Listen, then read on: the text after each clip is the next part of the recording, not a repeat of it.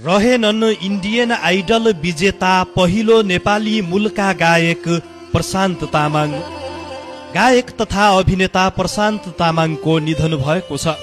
चलचित्रकर्मी राजेश घतानीका अनुसार दिल्ली स्थित आफ्नै निवासमा आज उनको निधन भएको हो। इन्डियन आइडल जितेका तामाङ नेपालमा पनि चर्चित थिए। उनले गाएका थुप्रै नेपाली गीत चर्चामा छन्।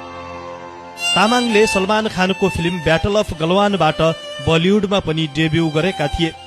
इन्डियन आइडल विजेता प्रशान्त तामाङको लोकप्रियता नेपालीमाझ व्यापक थियो। गोर्खा पल्टनबाट नेपाली फिल्म करियर थालेका उनले 9 नेपाली फिल्ममा काम गरेका छन्। उनको पछिल्लो फिल्म परदेशी 2 हो। यस्तोमा तामाङले एमाजोन प्राइम भिडियोको चर्चित वेब सिरिज पातल लोक 2 मा पनि अभिनय गरेका थिए। 17 जनवरी 2025 मा रिलिज भएको सिरिजमा तामाङलाई स्नेपर ड्यानियलको भूमिकामा देख्न सकिन्छ। उनको अभिनयको त्यतिबेला निकै प्रशंसा भएको थियो। आइतबार बिहान 11 बजेपछि केही सञ्चारकर्मी तथा उनका निकटका साथीहरूले सामाजिक सञ्जालमा उनको निधन भएको खबर सार्वजनिक गरेका छन्। उनका नजिकका साथी राजेश घतानीले लेखेका छन्, हे भगवान, के सुन्नु पर्यो, हार्दिक श्रद्धाञ्जली प्रशान्त भाइ। सामाजिक सञ्जालमा उल्लेख भए अनुसार 43 वर्षीय तामाङको निधन हृदयघातका कारण भएको हो। तामाङको भारतको राजधानी स्थित नयाँ दिल्ली स्थित आफ्नै निवासमा हृदयघातका कारण निधन भएको हो। इन्डियन आइडल कार्यक्रममा विजयी हुने प्रथम नेपाली मूलका भारतीय हुन् उनी। उक्त कार्यक्रममा भाग लिनुभन्दा पहिला उनी भारतीय प्रहरीका जवान पनि थिए। प्रशान्तका पिताको प्रहरीमै रहेका बेला सवारी दुर्घटनामा निधन भएपछि उनलाई कोलकाता प्रहरीमा उक्त जागिर गर्ने अवसर प्राप्त भएको थियो।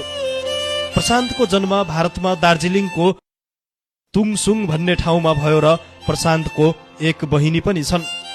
जिन्दगीमा कहिले पनि औपचारिक रूपमा संगीतको शिक्षा हासिल नगरेका प्रशान्तले प्रहरीमा रहँदा गीत गाएर साथीहरूलाई सुनाउने गर्थे। शान्त स्वभावका प्रशान्तले साथीहरूको अनुरोधमा नै इन्डियन आइडलको कोलकाता अडिसनमा भाग लिएका थिए, जहाँबाट उनको सफलताको यात्रा सुरु भएको थियो। उनी भारतमा मात्र नभएर नेपाल लगायत अन्य मुलुकमा पनि उत्तिकै प्रसिद्ध थिए। सोनी टिभीसँगको 1 करोडको करार, 1 कार र आफ्नै एल्बम बनाउने मौका मात्र नभएर प्रशान्तले एउटा सिङ्गै उत्पीडित र अपहेलित वर्गको शिर ठाडो पारिदिएका थिए। उनको निधनपछि गायक प्रमोद खरेलले सामाजिक सञ्जाल फेसबुकमा लेखेका छन्, कस्तो अप्रिय र अपत्यारिलो खबर सुन्नु पर्यो। प्रिय प्रशान्त तामाङ हामी बीच रहनु भएन। उफ, वैकुण्ठमा बास होस्।